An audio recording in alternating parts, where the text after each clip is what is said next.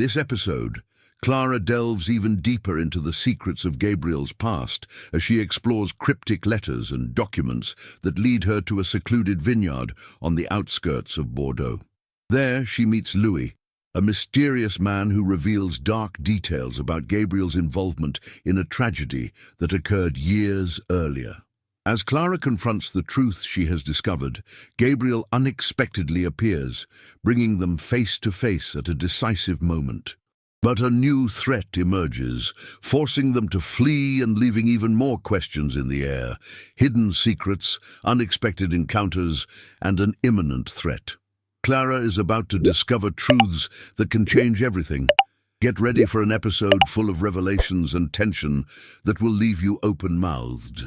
The morning in Provence began with an apparent calm, but Clara felt anything but peace. The last few days have been marked by an internal struggle that seemed to have no end. The conversation with Gabriel was still alive in his mind, every word turning his emotions around.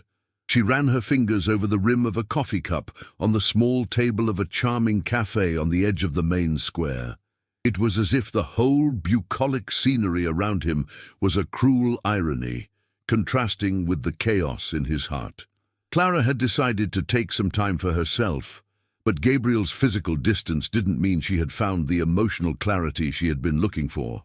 His presence was undeniable even in his absence. Every detail of the city seemed to evoke memories. The bookstore, where he surprised her with a rare copy of French literature, the park, where they shared unpretentious laughter, and even the sound of the church bell that seemed to mark the time that slipped through his fingers. While Clara was lost in thought, something caught her attention. A woman, unknown but with a firm posture, seemed to be watching her from afar.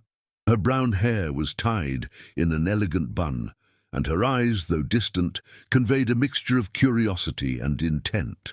The woman approached slowly, her presence carrying an almost palpable weight. "You're Clara, aren't you?" the woman asked, with a slight French accent that only made her words more intriguing. Clara looked at her, surprised and cautious. "Yes, it's me. Who are you?" "My name is Elise. I believe we have something in common. Gabriel." His name hung in the air like a storm about to collapse. Clara stood still, trying to decipher the meaning of that sudden approach. Elise seemed to observe every nuance of his reaction, as if she were analyzing the impact of his words. "Sorry, but I don't understand what you mean," Clara replied, trying to keep her composure. Elise gave a small smile, but her eyes didn't convey joy. "You'll understand. Gabriel is not who you think he is. And if you want to find out the truth, I suggest you come with me." Elise's words ignited a mixture of curiosity and fear in Clara.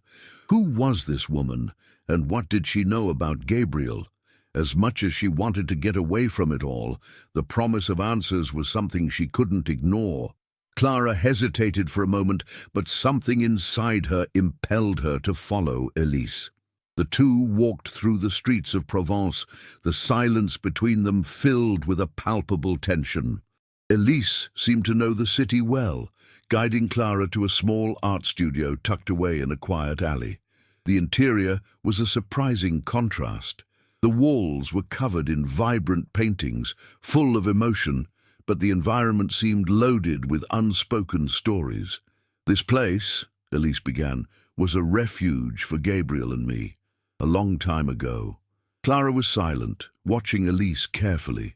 There was an intensity to the way she spoke, as if every word was carefully chosen. "I met Gabriel before you," Elise continued. "He was different back then. Charming, yes, but there was a darkness in him that few could see. I saw this darkness, Clara, and I was consumed by it." Elise's words were unsettling, but Clara couldn't deny that she felt a strange connection to the story she was telling, as if somehow she already knew that Gabriel carried secrets that could destroy everything they were building. "Why are you telling me this now?" Clara asked finally, her voice charged with uncertainty. Elise took a step towards one of the paintings on the wall. It was an abstract work, but there was something disturbing about its shapes and colors. Because you deserve to know who he really is. I wasted years of my life trying to understand Gabriel, trying to save him from himself. But the truth is that he was never honest with me, just like he's not being honest with you." Clara felt a knot form in her stomach. Elise's words were like knives, cutting through her own doubts and fears, but there was something she needed to know, something only Elise could answer. "What is he hiding from me?" Clara asked, her voice trembling. Elise looked at her with an expression that mixed pity and determination. "This, my dear, is something you will have to figure out for yourself, but I can give you a clue. Look for the house in Bordeaux. There you will find the answers you are looking for." Bordeaux. The name of the city sounded like a distant whisper, but loaded with meaning. Clara didn't know what to expect, but something inside her told her she needed to go there, even if it meant facing truths that could destroy her. As Elise walked away, leaving Clara alone in the studio, the young woman felt as if she was on the threshold of something greater than she could comprehend. The journey to Bordeaux was just beginning, but Clara knew that once she took that path, there would be no turning back. The mysteries surrounding Gabriel are just beginning to unravel. But how far is Clara willing to go to uncover the truth?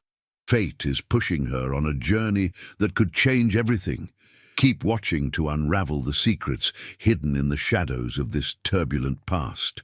The trip to Bordeaux was a mixture of anxiety and introspection for Clara. The train glided through the vast French landscapes, passing vineyards and villages that seemed to come out of a postcard. However, the beauty around her seemed to only accentuate the weight that Clara carried on her chest. Elise's words echoed in her mind, each sentence a reminder that Gabriel was not the man she thought she knew. She tried to focus on the small details to calm her nerves, the sound of the train's wheels on the tracks, the slight swaying of the carriages, the murmur of conversations in the background. But nothing could shake off the growing doubt that gripped her. Who was Gabriel, really, and what would she find in Bordeaux? Upon arriving at the station, Clara felt the grandeur of the city. Bordeaux was a charming blend of history and modernity, its cobblestone streets and classic buildings contrasting with elegant shops and high-end cafes. However, she was not there to admire the city. Her hands held a piece of paper on which Elise had scribbled an address, 17 Rue de l'Étoile. The walk to the address was quick, but it seemed like an eternity to Clara. Her heart was pounding, and she didn't know what to expect as she turned the last corner.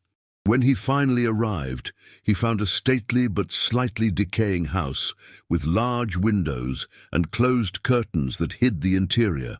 The number 17 was engraved on an iron plate at the entrance, confirming that it was in the right place. Clara hesitated for a moment before knocking on the door. There was no response. She tried again, this time stronger, but the silence persisted. Frustrated, and with the feeling that she was being watched, she turned to leave, but something caught her attention. A small envelope was pinned under the doormat, with his name written in a handwriting she instantly recognized, Gabriel. Trembling, Clara took the envelope and opened it carefully. Inside there was a single sheet of paper with a brief but meaning-laden message. "Clara, if you found this, it means the truth is closer than ever. Go to the basement. You deserve to know everything. G." The basement. Clara looked around, trying to locate an entrance that would lead her underground. After a few minutes of searching, he found a side door hidden by ivy. With a firm push, the door creaked, revealing a staircase that descended into the darkness. Every step she took downward seemed to echo like thunder in her ears. The air was dense, loaded with the smell of mold, and something more indescribable, almost metallic. When she reached the bottom of the stairs, she found a switch on the wall and turned on a dim light that barely illuminated the room. The basement was bigger than she expected, with shelves full of dusty books and objects covered in sheets. But it was a small table in the corner, with a wooden chest next to it, that caught his eye. With trembling hands, Clara opened the trunk. Inside, he found a collection of notebooks, photographs, and letters. The images showed a Gabriel she barely recognized, younger, but with a somber expression that contrasted with the charming man she knew. In one of the photos, Gabriel was next to Elise, their faces close, but there was something unsettling about the way they looked at each other. Clara began to leaf through the notebooks, discovering accounts that seemed to be written by Gabriel. He talked about difficult choices, about mistakes he carried with him, but what disturbed her most were the mentions of a specific night in Bordeaux, years ago. The writing was confusing and desperate, but it made it clear that something terrible had happened. Before she could process it all, a noise behind her made her freeze. Clara turned quickly, but saw no one. The silence that followed was even more disturbing. Feeling vulnerable, she grabbed one of the notebooks and a few letters and left the basement, closing the door behind her with a mixture of relief and fear. Back in daylight, Clara felt the urgency to confront Gabriel with what she had discovered, but she also knew that she needed time to understand everything before facing the answers she feared so much.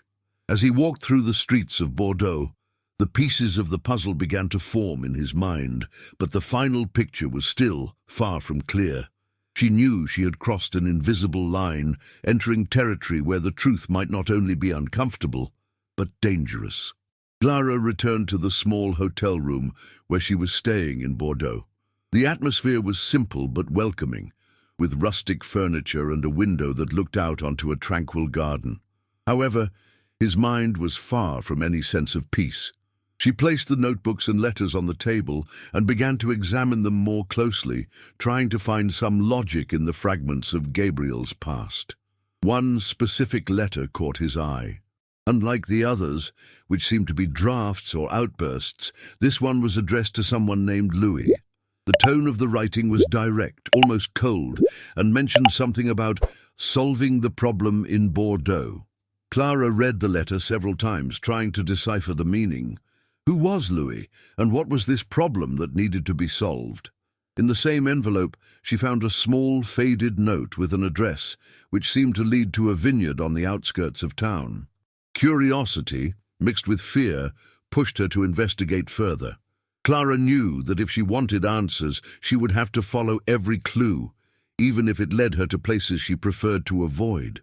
The next day, at dawn, Clara took a taxi and left towards the indicated address. The drive was long, passing through lush green fields and endless rows of vineyards that stretched as far as the eye could see.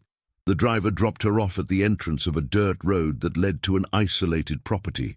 The place had a quiet beauty, but there was something in the air that made Clara's hair stand on end. She walked to the main house, an ancient structure with stone walls covered in ivy. There was no one in sight, but the door was ajar. Clara hesitated before entering, but something inside her impelled her to continue. The interior of the house was dark and quiet, with the smell of aged wood and old wines permeating the air. In the center of the room, there was a long table with several open bottles of wine and papers scattered around. Among the documents, Clara found something that appeared to be a contract, with Gabriel's name highlighted in several parts.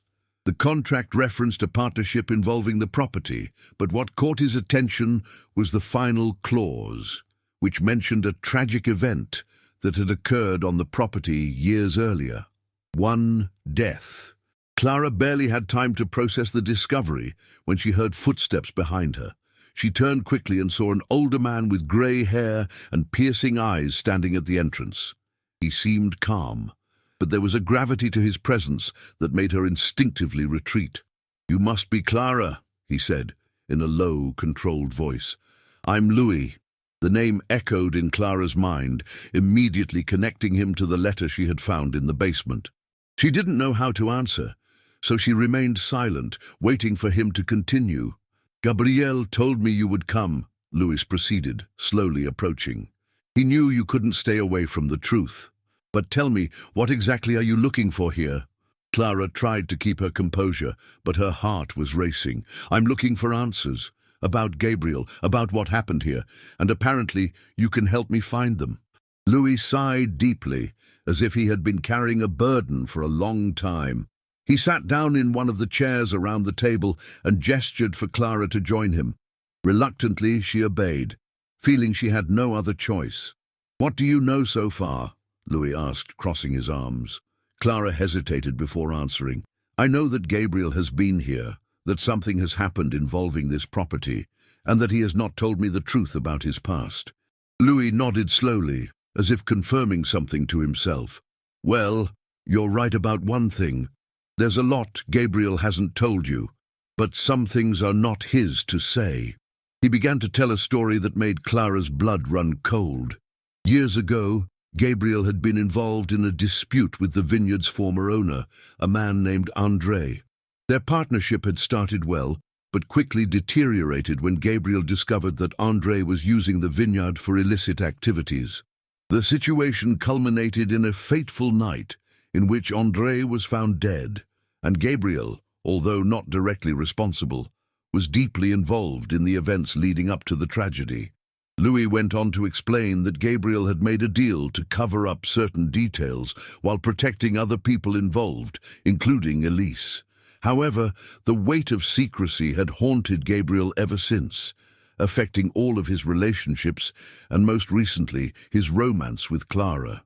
Clara listened to everything in silence, struggling to process the information. She felt betrayed, but she also saw Gabriel's dilemma in a new light. He had carried this burden alone for so long, trying to protect her from the truth, but at the same time depriving her of the choice of whether or not to accept who he really was. Before Louis could say more, the sound of a car arriving interrupted the conversation. Clara quickly got up and went to the window, only to see Gabriel getting out of the vehicle. He looked different, with an expression of determination and vulnerability that Clara had never seen before. She turned to Louis, but he just nodded, as if to say it was time for Clara and Gabriel to take matters into their own hands. With her heart racing, Clara went to the door, ready to confront Gabriel and finally hear his version of the facts. As Clara and Gabriel exchanged tense glances, ready to finally confront the truth, the sound of engines quickly approached. Louis appeared at the door, visibly distressed, and ordered them to flee. "They're coming, and if you stay, it's too late." With no time to question, Clara and Gabriel followed an exit at the back of the property, running along a path that led them to the unknown. Who were the men in the cars, and what did they want? The next episode delves into dangerous chases and revelations, while Gabriel's past threatens to engulf everyone.